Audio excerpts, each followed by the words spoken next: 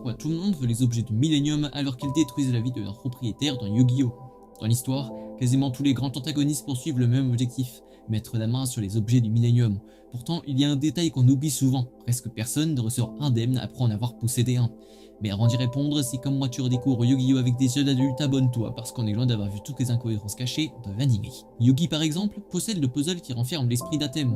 Pakura a passé une grande partie de la série sous l'influence de l'anneau du Millennium, Marik voit naître Yami Marek à cause d'Ibaton. Même Pegasus finit par être consumé par le pouvoir de l'œil du Millennium. À chaque fois, le schéma est le même. Les objets offrent un pouvoir extraordinaire, mais lui demandent toujours quelque chose en retour.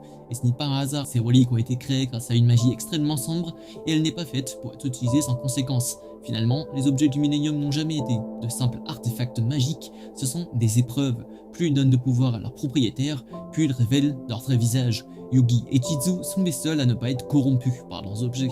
Et si vous souhaitez savoir pourquoi, dites-le moi en commentaire, j'en ferai probablement une prochaine vidéo.